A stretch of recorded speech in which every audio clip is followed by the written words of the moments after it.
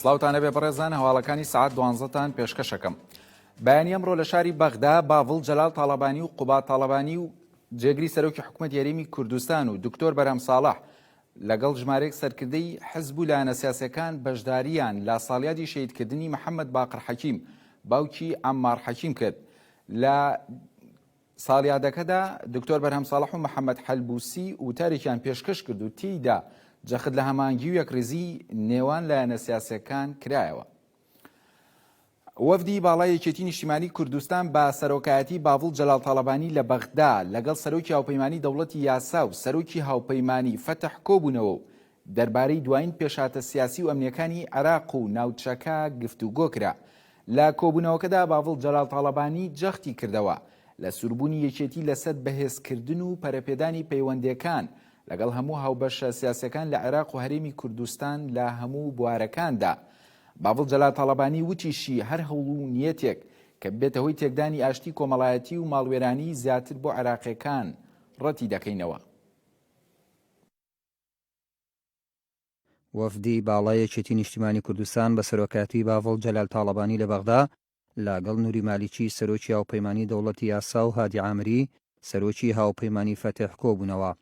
لە کۆبوونەوەکەدا دەربارەی دوایین پێشاتە سیاسی و ئەمنیەکانی عێراق و ناوچەکە گفتوگۆ کرا و بەرپرسیارانە و نیشتیمانیانە بیر و بۆچوونەکان لە بەرامبەر ئەگەرەکان خرانە ڕوو لەبارەی پێکێنانی حکوومەتی نوێی عێراق.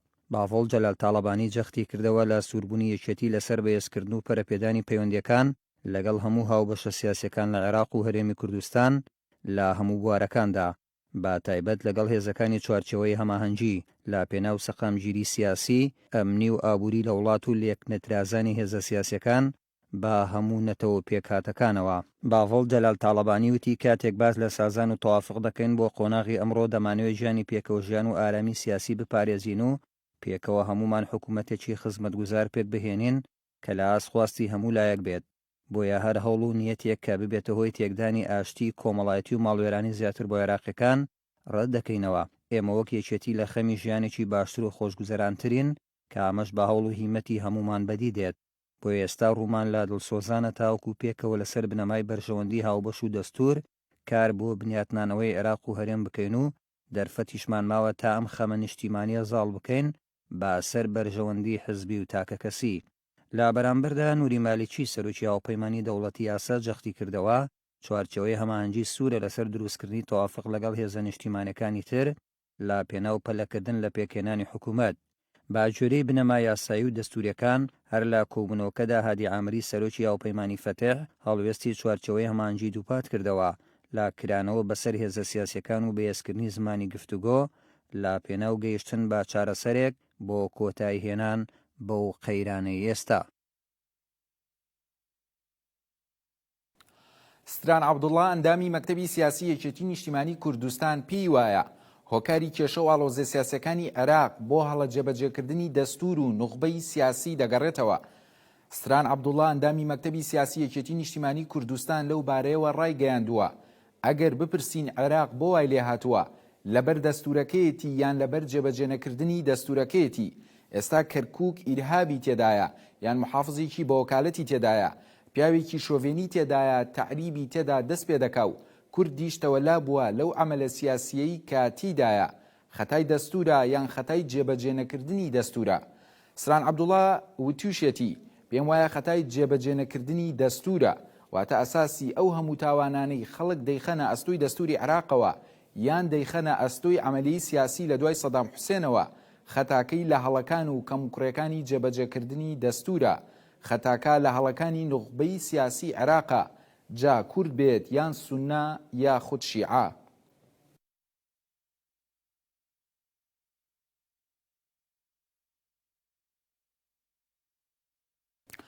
دادگای لێکۆڵینەوە بە تۆمەتی بەهادەردانی 3 ملیار و 771 ملیۆن دینار وەکری پاسەوان لە وەزارەتی دەرەوە تا ئێستا سکاڵای لەسەر هۆشیار زێباری هەیە. دادگای کەرخ دادگای باڵای فیدراڵی عێراقی ئاگادار کردوتەوە لە لێکۆڵینەوە و ئاماژەی بەوە کردووە. هۆشیار زێباری سەرڕای ئاگادارکردنەوەی بەڵام تا ئێستا ئامادەی بەردەم دادگا نەبووە. بەپی نووسراوەکە مادەی 340 سزادانی عێراق و لەلایەن هەردوو پەرلەمانتار دیلان غەفور و عەلی تورکی داوای یاساییان لەسەر هۆشیارزێباری تۆمار کردووە.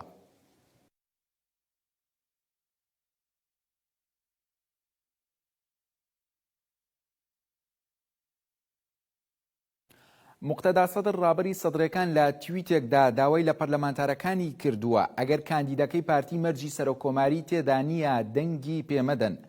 لە دەقی تویتەکەی موقتەدا سەدردا هاتووە ئەگەر کاندیدی پارتی دیموکراتی هاوپەیمان بەتاوەتی مەرجەکانی تێدا نییە بۆ سەرۆکۆماری عێراق داوا لە پەرلەمانتارانی چاکسازی خواز دەکەم دەنگی پێنەدەن.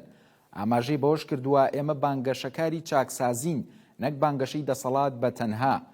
هاوکات لەلایەکی دیکەوە ئەحسان شەممەری کەسی نزیک لە موقتەدا سەدر ڕایگەیاندووە لە دوای تویتەکەی سەدر هیچ دەرفەتێک بۆ سەرکەوتنی هۆشیارزێباری نەماوەتەوە. هاوکات کەمێک پێش ئێستاش حەسەن عەزاوی لە کۆنگرەیەکی ڕۆژنامەوانیدا پامێکی موقتەدا سەدری بڵاو کردەوە و تێیدا گفتوگۆکانی پێکەنانی حکوومەتی تا کاتێکی نادیار ڕاگرت و هاوکات بایکۆتی کۆبوونەوەی ڕۆژی دووشەمەی پەرلەمانی عێراقی کرد کە تایبەتە با هەڵبژاردننی سەرۆککۆمار.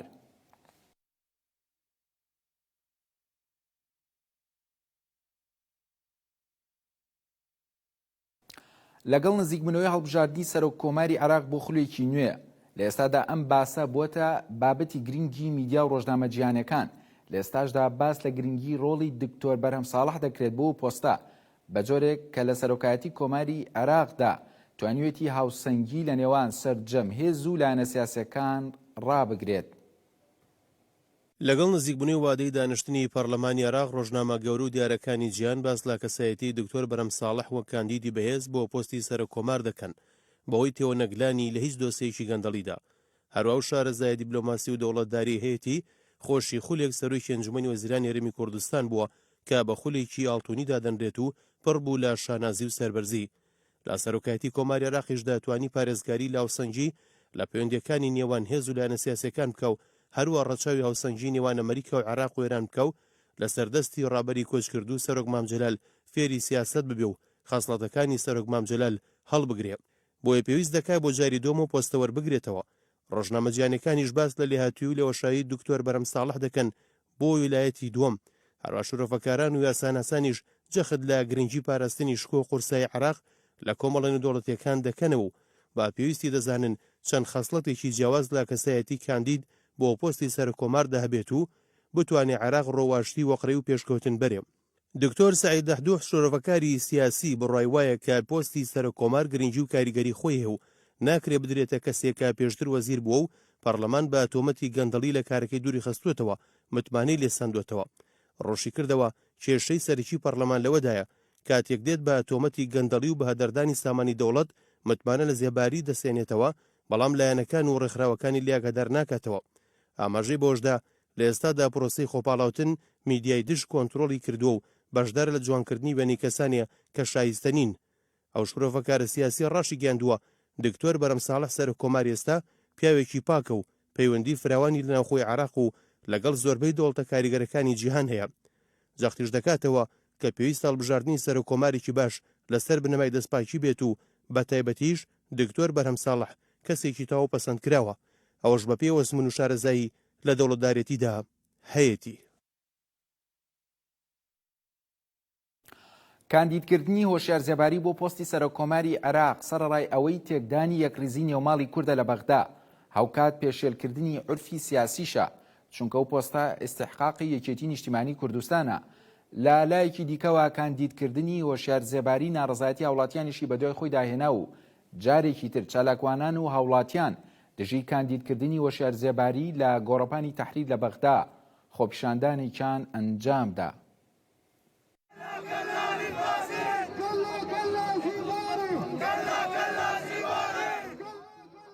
جارێکی دیکە چالاکوانان و هاوڵاتیان دژی کاندیدکردنەوەی هۆشیارزێباری بۆ پۆستی سەرۆککۆماری عێراق خۆپیشاندانێکیان لە گۆڕەپانی تەحریر ئەنجامدا.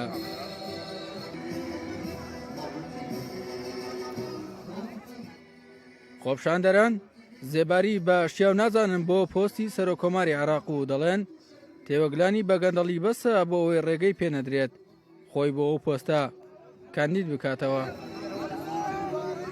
البرلمان سحب من عنده الحصانه مالته لە پەرلەمان متمانی لێسەندراوت سەیرە چۆن کاندید کراوە و چەندین دۆسیەی گەندەڵی لەسرە.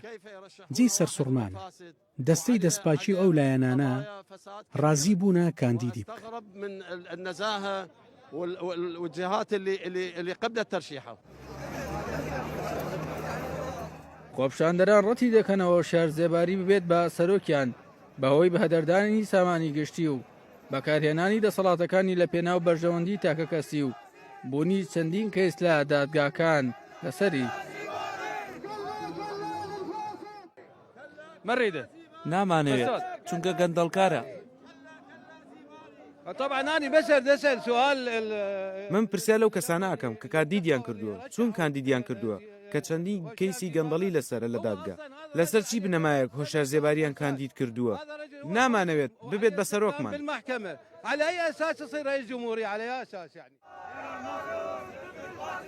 کاندیدکردنی هۆشیار زێباری بۆ سەرۆکۆماری عێراق سەرەڕای تێکدانی یەکریزی ناوماڵی کورد لە بەغدا و پێشێلکردنی عورفی سیاسی کە ئیستحقاقی یەکێتی نیشتیمانی کوردستانە ناڕەزایی هاوڵاتیانی بەدوای خۆیدا هێنا و چەندین جار خۆپشاندانیان لە دژی کاندیدکردنی لە بەغدای پایتەخت ئەنجامدا. سامان سەردار کەناڵی کەرکووک. کورد زەرمەندترین لایەنەکانی نێو هاوپەیمانەتی سەدر سونە پارتیە چونکە پارتی تاکلایەنانە و بەبێ کۆدەنگی کوردستانی چوەتە نێو ئەو ڕێکەوتنە ئەوەش وای کردووە لاواسترین لایەنەکانی نێو ئەو هاوپەیمانێتیە بێت. چاودێرانیش پێیان وایە ئامانج لە پێکێنانی حکوومەتی زۆرینە تێکدانی سیستەمی تەوافقی نیشتیمانیە کە ئەوەش بە زەرەری کورد تەواو دەبێت.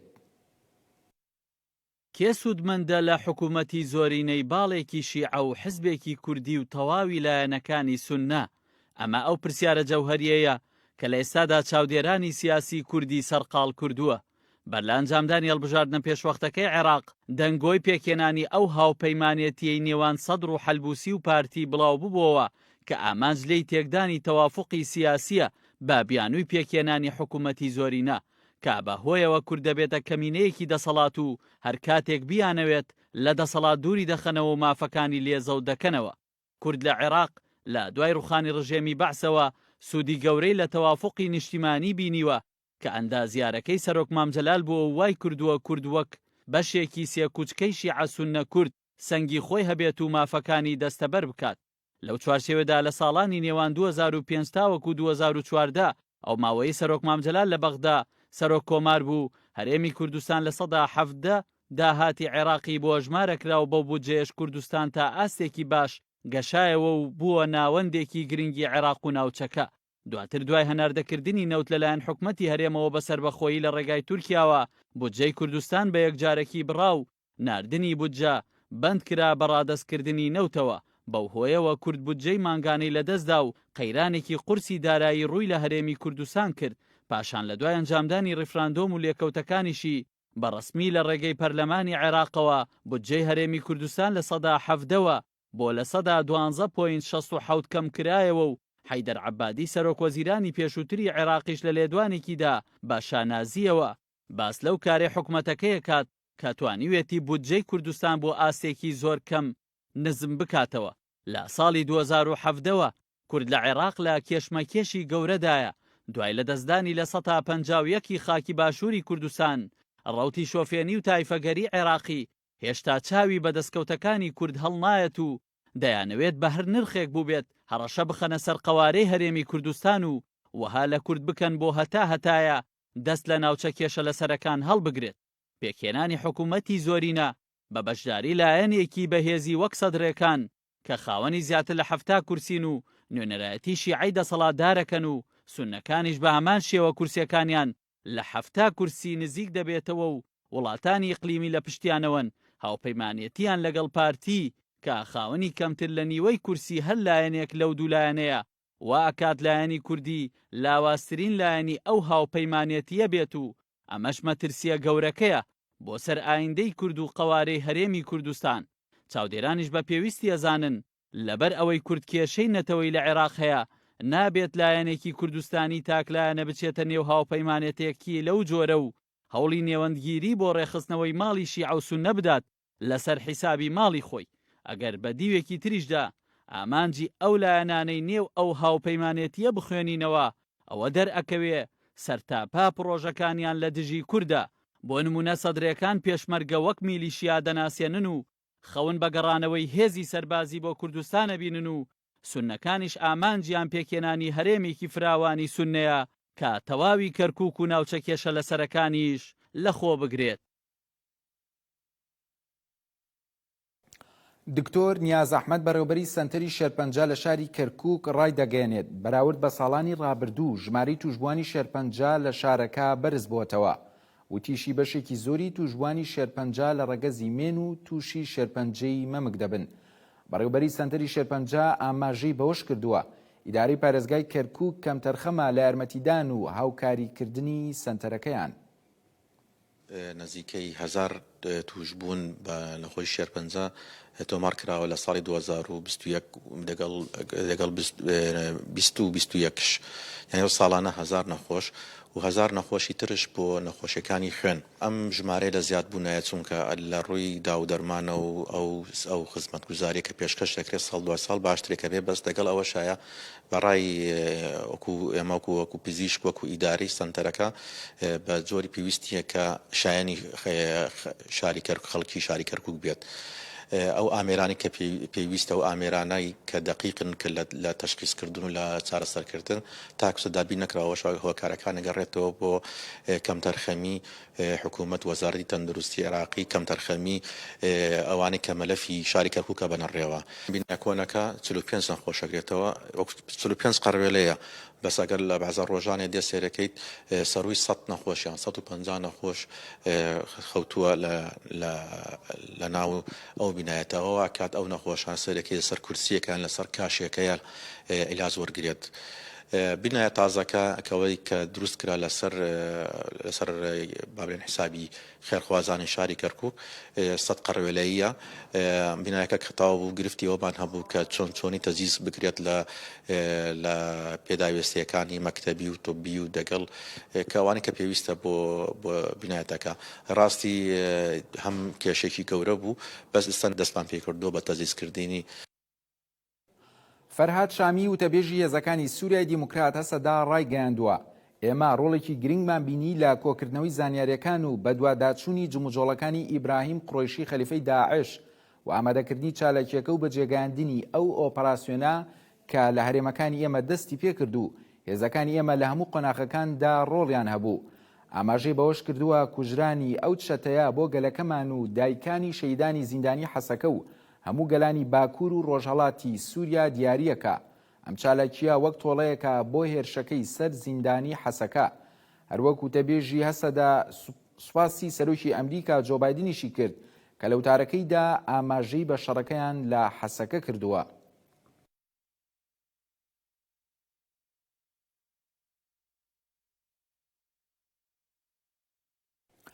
فەرحان حەق جێگری وتەبێژی نەتەوەیەگرتوەکان ڕایگەیاند ئەو ئۆپەراسیۆنەی کە بۆ کوشتنی ئیبراهیم قڕۆیشی سەرکردە و خەلیفەی ڕێکخراوی داعش ئەنجام درا زیانێکی گیانی زۆری لێ کەوتوتەوە. بەڵام پاڵپشتی هەر جوڵەیەکی هاوشێوە دەکەن بۆ کۆتایی هێنان با ڕێکخراوی داعش. وتیشی تێبینی زۆرمان لەسەر شێوازی ڕاگەاندنی کوشتنی ئیبراهیم قڕۆیشی هەیە کە لەلایەن جۆ بایدنی سەرۆکی ویلایەتە یەکگرتووەکانی ئەمریکاوە ڕاگەیەنرا. جەختیشی لەوە کردوتەوە بە شێوەی راپۆرت تێبینیەکان و نیگەرانەکانمان داوەتە ئەمریکا سەبارەت بە زیانە گیانەکانی پشت ئەنجامدانی ئەو ئۆپەراسیۆنە. ئاماژەی بەوەش کردووە داعش ماڵوێرانی و تاوانی زۆری بەرامبەر خێزان و ژن و پیا و منداڵان ئەنجام داوە. بۆیە دەمانەوێت دەرەنجامی ئۆپەراسیۆنەکە بکەینە ئامانجێک بۆ یادکردنەوەی ئەو کەسانەی بوونەتە قوربانی دەستی تاوانەکانی داعش. ڕاشی گەیاندووە لە ئێستادا داوامان لە تەواوی لایەنە پەیوەندیدارەکان کردووە کە هەمانگیەک لە نێوانماندا دروست ببێ و پێکەوە کار بۆ بنیادنانی ژێرخانێکی مرۆیی پتەوتر بکەینەوە تا بێتە هەوێنێک بۆ پاراستنی ژیانی هاوڵاتیانی مەدەنی.